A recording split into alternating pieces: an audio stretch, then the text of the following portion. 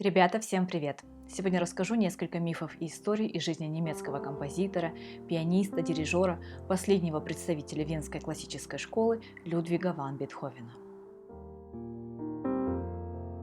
Выходки Бетховена составляли ему репутацию человека с непомерным самомнением. Как-то после концерта одна восторженная дама спросила его: «Маэстро часто слушает Моцарта?» «Нет, сударыня, я его вообще не знаю, как и других, впрочем. Мне вполне достаточно Бетховена». Однажды Бетховен был приглашен в один весьма аристократический дом. Среди приглашенных находился и старый Йозеф Гайден, который в разговоре с Бетховеном отозвался о прослушанной музыке весьма сдержанно.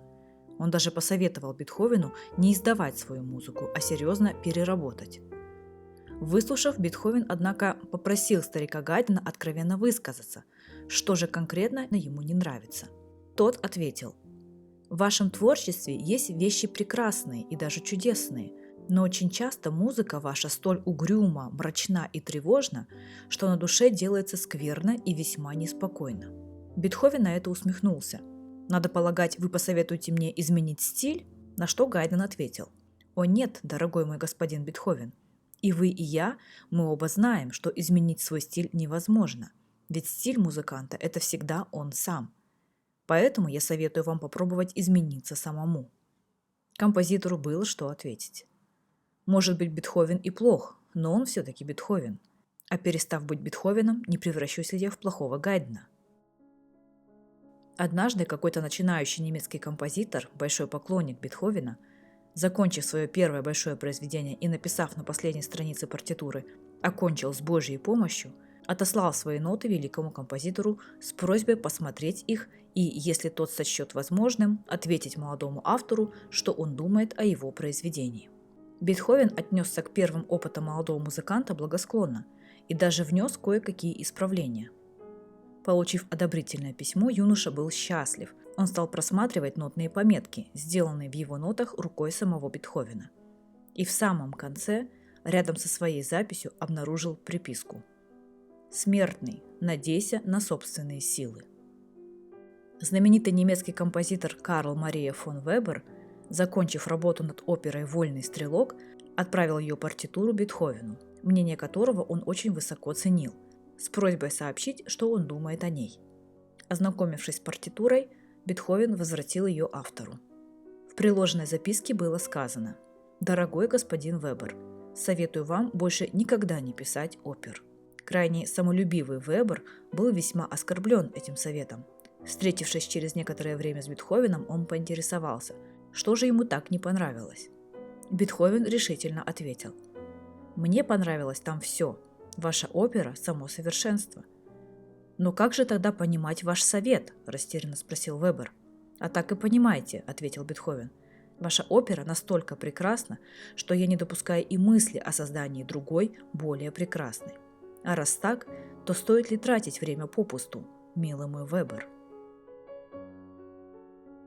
В пору работы над музыкой к трагедии «Эгмонт» Бетховен частенько встречался с Гёте. Два великих человека прогуливались по аллеям Венского парка и вели беседы. Многие венцы им почтительно кланялись.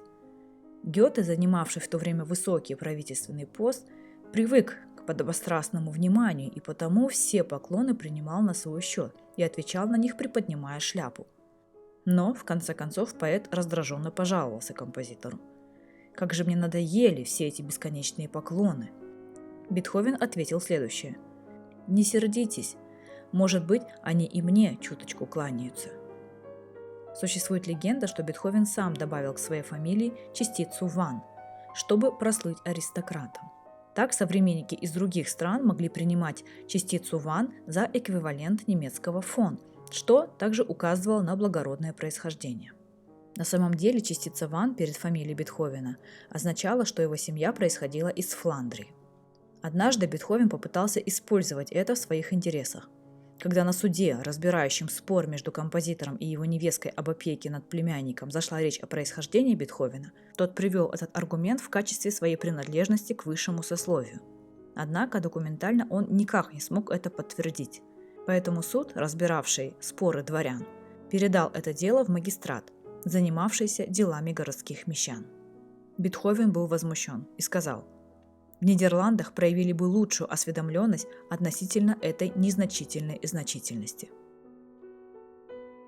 В эпоху Бетховена Вена была очень дорогим городом. Обычно срок аренды квартиры составлял около 7 месяцев. Так, весной и летом венцы отправлялись в сельские пригороды, осенью же возвращались и снимали новую квартиру. Так делал и Бетховен. За годы жизни в Вене он часто менял место жительства. Известно около 30 адресов. Спасибо, что посмотрели. Если у вас есть какие-нибудь вопросы, оставляйте их внизу и по возможности на них отвечу. Подписывайтесь на мой канал, ставьте лайк, если информация оказалась для вас полезной и интересной. Всем пока!